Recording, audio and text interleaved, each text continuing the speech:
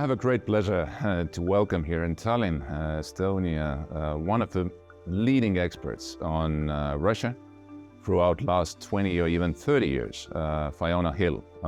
Most welcome.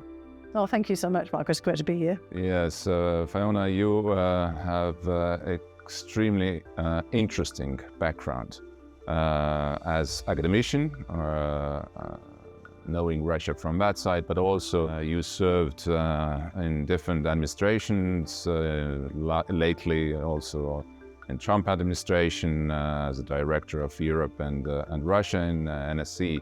So you have I must say, extremely good understanding what is going on in the real kitchen, where the strategies, including also strategy on Russia, is built up throughout the years. But here, find very often myself thinking that we try to understand Russia, we try to build our policy towards Russia, but we always get either a little bit late or we get sometimes completely wrong with Russia. Why is that? Well, you mentioned the kitchen. You talked about the kind of kitchen of policy. And we keep changing chefs. And then we also, change the sous chefs, and we change all the kitchen attendants and the waiters. Because the nature of our democratic systems is that every so many years, we have a shift. And although there's sort of a perception that there's some deep state in every country that stays in place and continues to basically monitor things and keep the same policy trends, that's actually not true. And so our problem with Russia, of course, is that we've had Vladimir Putin now for 23 years. We might have him for 36 years in total. I mean, if he gets his own way and, life treats him in the way that obviously he hopes it will. And he hasn't really changed the people around him. He's moved them around. I mean, some of them have died or kind of left, but the core people stay the same. So he is somebody who constantly is reading us, constantly is thinking about what he can do to outmaneuver us. And we kind of lose his plot every time. We kind of come back in and we have our own policies and our own priorities. And we just haven't been looking at things consistently. Now, I'm saying we in a very general sense, because there are people like yourself, who've been, monitoring this for an extraordinary long time. I mean, Estonia, Latvia, Lithuania, Finland, Poland. I mean, there are all kinds of countries that didn't have the luxury of looking away for a second or thinking about other priorities, given proximity and history. But in other parts of Europe, I mean, Russia could be put to one side, or at least that was the thinking. And I think that's really at the root of our problems. We haven't had consistency of attention and effort, and then we often have a reinterpretation every time you get a new government coming in. But I sometimes, as a historian, I think that we detach ourselves too often from history and try to explain what's happening and try to build the strategies and policies on a very short period of time, as you mentioned, on kind of electoral period, or just taking into account that there is a Putin's era. But as a young journalist, I covered first Chechen War. Yeah. And I made an interview with Dudayev in February '95, and I asked him what's going to happen next. He was just he left Grozny after Russians crashed it, and he told me, Marko, believe this is years, for 50 years now. What we have is imperial wars launched by Yeltsin's Russia. So my question is, maybe we don't understand that Russia, or don't want to understand that after the collapse of Soviet Empire, actually Russia didn't change, and actually their sort of desire to reintegrate those territories they think should belong to Russian Empire. This desire existed well beyond or before Putin became a president. Well, part of that is our fault as well. And, I think that's where you and I first met, was around Chechnya, because, of course, Dudayev was from Tartu, and he'd been in the Soviet military, but basically stationed in Estonia during that period. So, he'd really seen things from all kinds of different perspectives. I mean, at one point, he would have described himself as a Soviet military officer, and not as a Chechen. Of course, as things start to unravel, he reverted back to a much earlier identity. And you might remember in the interviews with him, he was somewhat unfamiliar, really with how things were playing out in Chechnya. He took an oath on the Quran, but he actually didn't really know much about the religion. It wasn't part of his own experience. But what he did understand was that, as you said, that long arc of history, because he had trained and studied in basically the military establishments, which were giving a kind of an imperial view of the world. And the mistake that all of us made was we recognized Russia as the continuating state of the Soviet Union.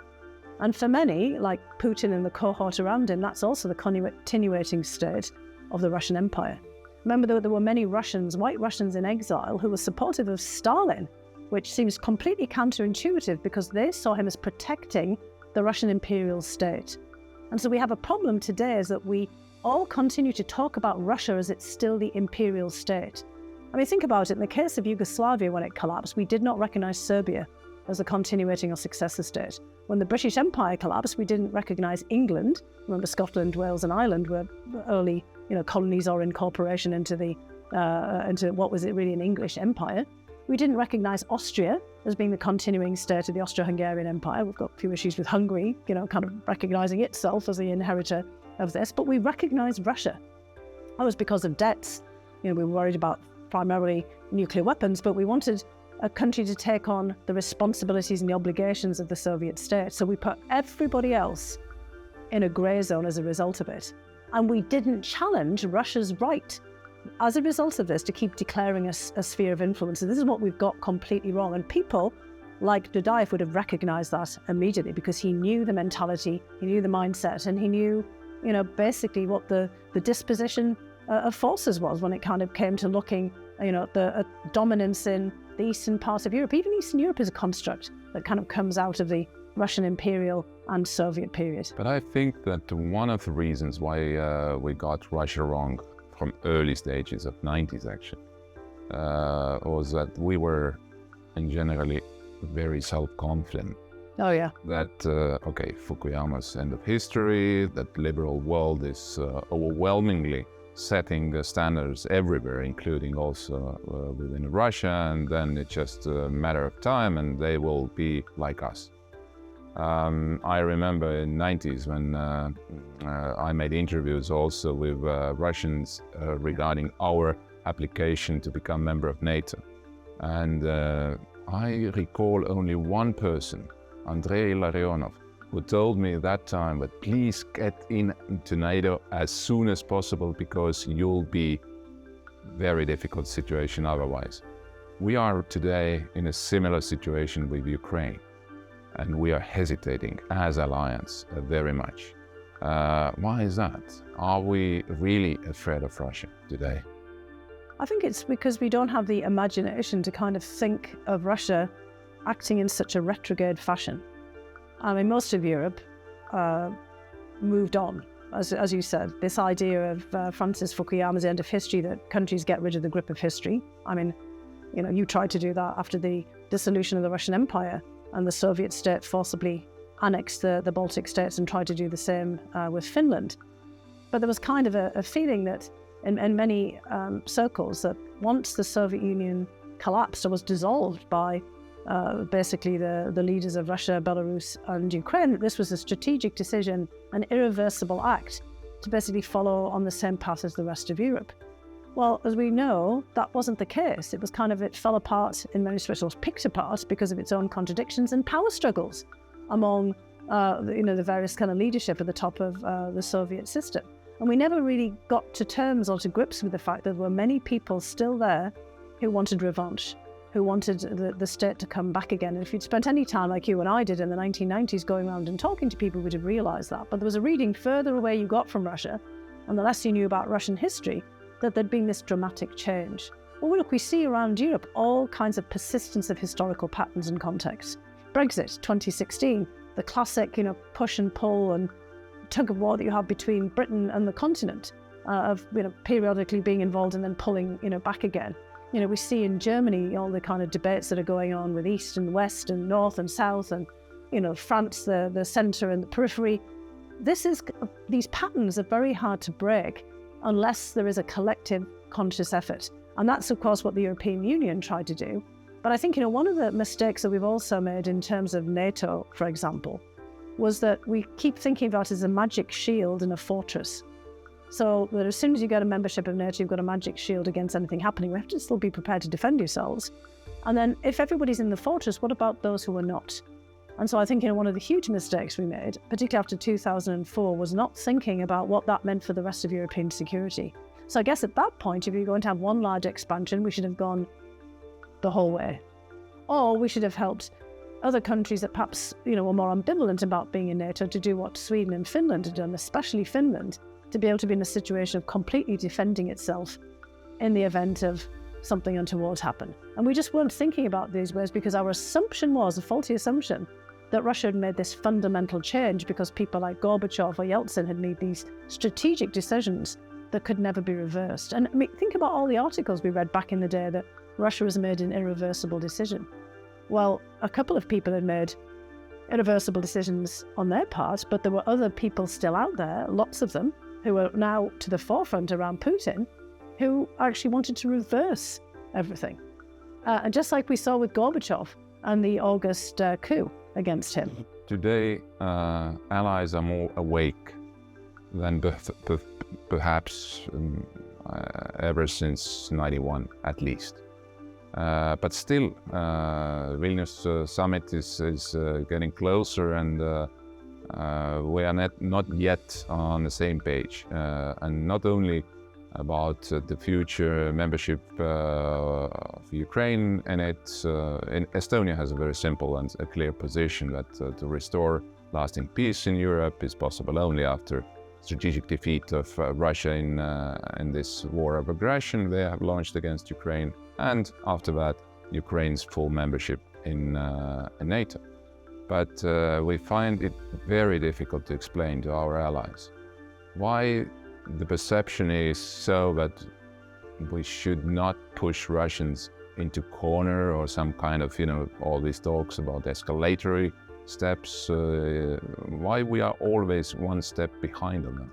I think part of that is, again, goes back to those sort of debates that, if we were including Russia in this larger context, it would automatically shift all of this thinking. Again, the misreading of the fact of the existence of a very large cohort of people in the security services and elsewhere in the military and in political sphere who did not want to see the collapse of the Soviet Union. People brushed away Putin's comments about this being the great catastrophe of the 20th century, the collapse of the Soviet Union, of course the Russian state, before that the Russian Empire, thinking that, well, that's just rhetoric. But of course, it was more than rhetoric. And it was also a signaling that if there was an opportunity, and there wasn't always an opportunity, we can't say that he was always, kind of basically going to end up in this place because the opportunity wasn't presenting itself. But if the opportunity did present itself, that he would try to take some, kind of action to make these reversals. We saw it all the way along. Now, I think that then more broadly than that, we still have a security dilemma because, you're talking about Ukraine. But what about the Western Balkans? What about every other part of Europe? We don't talk about Belarus anymore. I mean, Belarus it's the strangely vanishing country. It's been absorbed. De facto occupied. It's de facto occupied. Exactly right. And what about Georgia and Armenia and Azerbaijan and the Central Asian states? And how do we find a security mechanism for them? Early on, we had Partnership for Peace, and we had some thinking, and I think we still need to have that, some creative thinking. Let's not make the same mistake again that we create a sort of a magical defense shield and this idea of a fortress NATO, and then Putin is then picking off, or someone's picking off everybody else who's left outside. I mean, we need to have a much broader, holistic concept of security, which Estonia has done as well. You think about your domestic resilience, you think about political and economic. It's not just on the battlefield and how many weapons and how you're postured, but if you think about what Estonia and Finland and other countries have done to deal with their internal dilemmas, the biggest vulnerability that we often have, beyond obviously the military vulnerability, is when we are fractured, polarized, not just between countries, but inside countries. Why did Putin try to interfere in the 2016 election in the United States? Because it was extraordinarily easy to do so, because the United States was fighting among itself, which it's doing again now. So we have to address that as well. So we have to find a way of thinking of an all-encompassing security, but not just leaving, some of the peasants outside of the fortress kind of thing. But this is exactly what I wanted to do. It's very medieval, the way that we're thinking about this right now. I'm sorry, you all of you over there picking the wood, we're in our nice fortress, but, we're just going to leave you to... Yeah, actually, this fortress has served well for nearly 75 years. It has, for and those then who are. Putin figured that he could storm the fortress or pick off the villagers outside. But we are not living in medieval times. We have social media. Unfortunately, he is. No, but you think about some of the references that he's making. He's talking about 988 and the right of Russia to have Crimea because Grand Prince Vladimir took on Christianity in 988. We're going actually pretty early back to the Dark Ages as well as the Middle Ages. Perhaps within one his point thinking. of our strategy should be them to bring back to the 21st century. But I wanted to ask you, perhaps that there is a kind of, the war is going on in Ukraine, and in some capitals perhaps people think that this is faraway country, somewhere which is not kind of connected with us. Our economy is doing relatively well. Okay, so let's find somehow diplomatic solutions of the kind of solution behind the table rather than on the battlefield. But at the same time, I think many don't recognize that this war of narratives, informational war, as you mentioned, the interferences into our open societies, trying to divide us or polarize us, is going on everywhere. And this is a hybrid warfare launched against us because the one of the aim Russia has is to shake up security architecture, at least in Europe, but perhaps globally as well. But to destroy NATO end of the day, this fortress, as you mentioned. So at this point, knowing where are we right now, what should we do? What could be the best possible solution out here to make sure that we can restore peace in Europe and then make sure that Russia won't threaten us for a certain time? Well, look, what Putin is doing beyond the battlefield is fanning the flames of division. So we have to starve him of oxygen. We have to remove that fuel. So we have to really work also on European unity writ large. We also need broader support from the rest of the world, because one thing that keeps getting missed on Ukraine, and I'm always surprised even at conferences like we're at the moment, it never gets mentioned. Ukraine feeds the world. People talk about digital Ukraine or Ukraine's education and all of the highly sophisticated refugees who've ended up around in Europe and rebuilding high-tech Ukraine. What about Ukrainian agriculture? I mean, Russia is a major grain producer as well, and so is Kazakhstan. But I think we've learned as a result of the war, I think something like 40% of Ukraine's exports prior to this were grains and other foodstuff and commodities. And countries from Lebanon to Israel and Egypt and further afield into Africa. I mean, I've heard from talking to various private sector investors in the Ukrainian agribusiness sector that between 10 to 20 million people could die globally because of lack of access to Ukrainian grain. So we need to think about this. It depends on that, of course, those range of figures depends on the yields from other countries, because not every country can step up and substitute for Ukraine. So we need to think of Ukraine as a global asset. And that's what we need to be telling the rest of the world as well. I mean, you may be far away from Ukraine in somewhere like Spain, but in Spanish supermarkets, there was a shortage of sunflower oil. Now, that might be quite trivial because, you can often substitute that, but it's not trivial if you're in somewhere like Eritrea or Sudan and the grain has disappeared. And we think about all of the knock-on conflicts, the Arab Spring, with food price rises, for example. So we need to get out and deprive Vladimir Putin of oxygen in the international arena as well, so that he gets pushed into, basically having to extricate himself from all of this. And, one thing is we always talk about Putin and what we've done to Putin and how he's being pushed into a corner. He's pushed us into a corner, and he pushed Ukraine into a corner. And again, when we think about the successor states of the Soviet Union, so is Ukraine. I mean, Russians are always saying, well, we did this, we did that. Well, actually, Ukrainians were part of that same state who did exactly the same thing. And Ukrainians want to fight because they have the same mentality that they want to fight for their existential freedom as well. In World War II, putting aside Ukrainian partisans, you think about all the hero cities of World War II, Sevastopol, Kiev, and we could go on. They're always, arraigned around in Soviet memorials. Well, those were Ukrainian cities. We obviously don't know what will happen at the end of this year, next year or so. But we know that at least, again, here in Estonia, the thinking is very clear. The magnitude, what we have right now from this war and aggression of Russia against Ukraine, has changed already.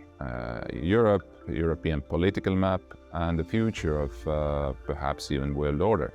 So the question is that today I don't see any alternatives rather than in those different kitchens. What we started this our conversation today, the people should come together and understand that if we would like to secure the train transportation or whatever normal way of life and world order, rule-based world order, then the only solution here is, in the short term, to strategically defeat Russia in their war of aggression. Yeah, and strategic defeat doesn't mean just on the battlefield. That's what I'm basically saying here. We think about an overall strategic defeat. And we have to restore international law, because I think there is still universal support for that. I think we get muddied up when we start talking about autocracies versus democracies, and then the rest of the world starts to wonder, well, what are we referring to here? But when you talk about sovereignty and territorial integrity, there are so many countries around the world that have had the experience of Estonia, for example, of having their freedom and then being predated upon by their larger neighbour. There are so many countries that emerged out of empires. I mean, if basically Vladimir Putin succeeds in taking any part of Ukrainian territory for perpetuity, just as the Soviet Union did with Finland after the Winter War, or taking Sakhalin, the Kurils, back from Japan, or extending out even further. I mean, the Soviet Union expanded during World War II when taking over territories. If we're going back to that period, there is no country on earth that is completely safe from questions about its sovereignty and territorial integrity, because there are very few countries that are within their historic borders. So it's not just a fight for this, it's a fight for the future. Putin is trying to drag us back into a 20th century past. And so I think we have to get out there and change that narrative and think about that kind of strategic aspect of the defeat as well, not just about the battlefield. Because I fear that if we're just focusing on the battlefield and Ukraine finds it difficult to kind of prevail in terms of making large advances, because you think back to World War I and World War II, how difficult that was, that won't be sufficient. But if you think back to World War I, for example, it was never fought on Germany's territory. And it was overall the exhaustion of the German military in France and in Belgium that caused the implosion of that German Reich and the end of the Kaiser. So, I mean, that could be conceivable in the Russian case, but you've got to think about a larger strategy. On this point, Fiona, I could have many more questions to ask you, but thank you very much indeed being with us today. No, thanks. It's always a pleasure, Mike. Thank you. Great to see you.